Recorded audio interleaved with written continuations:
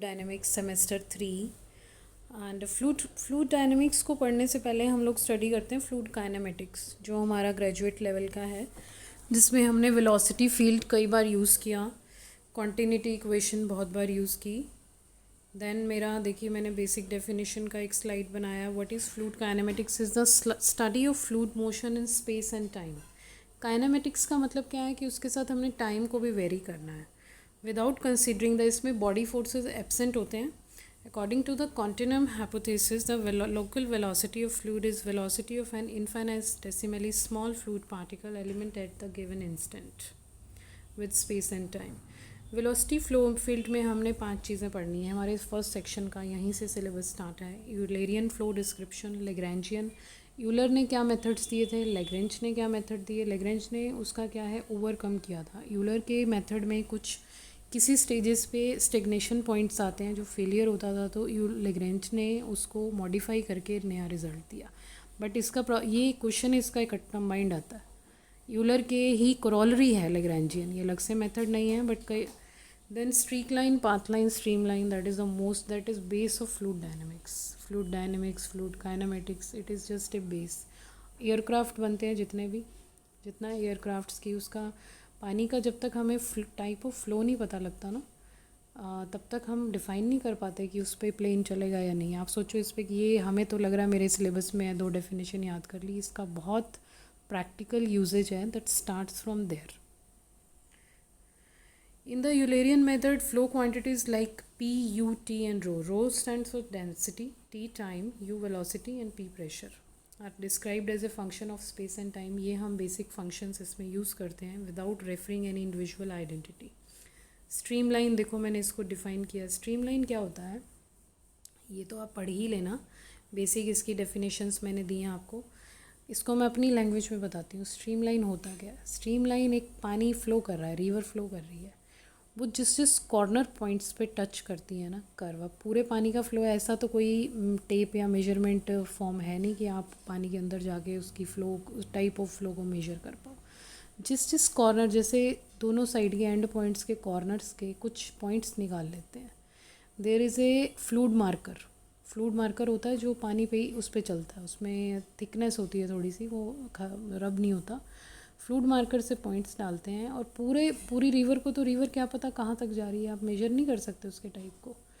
आप उस पॉइंट्स पे परपेंडिकुलर ड्रॉ करते हो, टेंजेंट्स ड्रॉ करते हो। देखो इसमें डायग्राम में मैंने मेंशन किया है। और फिर उसके ऊपर स्टडी करके उन पर्टिकुलर, जैसे 8-10 पॉइंट्स निकाल लिए, उस पर स्टडी करके उसके हम ऑब्जर्वेशंस लाते हैं कि इसका फ़्लो टाइप क्या है, ये स्ट्रीम है, स्ट्रीक है या वॉट एवर। तो स्ट्रीम लाइन निकालने का मेथड ये है, उन पॉइंट्स पे परपेंडिकुलर टेंजेंट ड्रॉ करना, जैसा कि मैंने इस डायग्राम में शो किया हुआ है, देखो ठीक है। फिर ये इसका फॉर्मूला है dx/u, dy/v, dz/w। Types of flow हमारे पास हैं, स्टीडी फ्लो और अनस्टीडी। स्ट्रीमलाइन दोनों में एग्जिस्ट करती हैं। स्टीडी में क्या होगा, no change with respect to time, इसमें change with respect to time.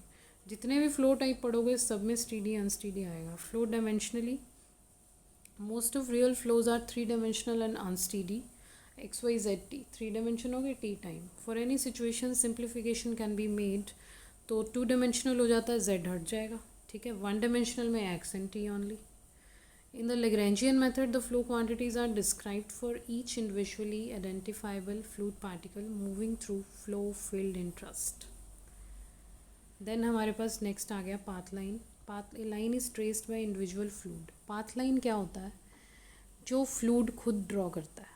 वो तो मैंने क्या कहा, कॉर्नर पॉइंट्स पे जो कर्व है वहाँ पर हम टेंजेंट डाल लेते हैं। पाथ लाइन क्या होता है, जैसे कहीं पर भंवर बन रहा है, पाथ लाइन जो लिक्विड खुद ड्रॉ कर देता है, लिक्विड अपने आप ड्रॉ करता है, उसके जैसे सरफेस से लेते हैं पाथ लाइन हम, सरफेस से। कॉर्नर का कोई रोल नहीं है इसमें, सरफेस नीचे डेप्थ से, ठीक है।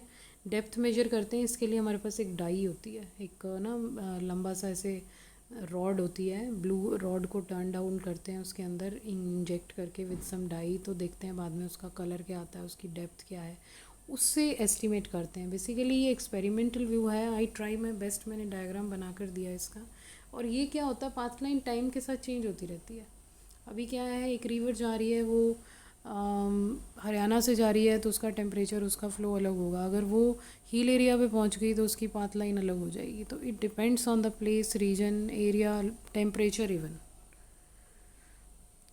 Steady flow, the path lines are identical. Steady flow अगर है ना, टाइम के साथ चेंज नहीं हो रहा, तो पाथ लाइन और स्ट्रीम लाइन सेम हो जाती हैं। Third one is streak line. Streak line consist of all fluid particles in a flow that have previously passed through a common point. Such a line can be produced by continuously। इसमें भी देखो marker fluid डाल के smoke या die in water, ये भी पहले भी मैंने बताया है, इसको हम स्टडी करते हैं। लोकस, अभी क्या है, एरिया ऑफ सर्कल क्या होता है, pi r square, and circumference of circle is 2 pi r. तो क्या डिफरेंस है दोनों में, वो एरिया है, वो circumference. Circumference is locus, perimeter, जैसे स्क्वायर का पेरीमीटर होता है कि कितना कॉर्नर, कितना उसने स्पेस ऑक्यूपाई किया हुआ है। और एरिया क्या होता है कि वो उसकी कैपेसिटी कितनी है। ठीक है, इसमें भी स्टीडी और अनस्टीडी में डिफरेंस आएगा। Then we have other definition named stream tube. Stream line जब बनती है तो एक ट्यूबिक स्ट्रक्चर बन जाता है, गोल सा आपके पास कर्व आ जाता है, उसको स्ट्रीम ट्यूब कहते हैं। और कॉन्टिन्यूटी की इक्वेशन हम स्ट्रीम ट्यूब पे डिफाइन करेंगे।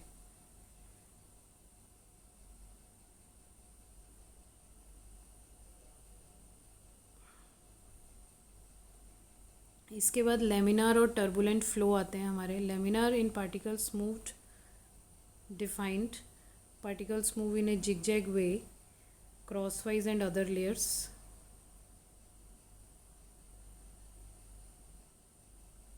सो अभी मैं इतना ही बता रही हूँ लेमिनार और टर्बुलेंट फ्लो तक।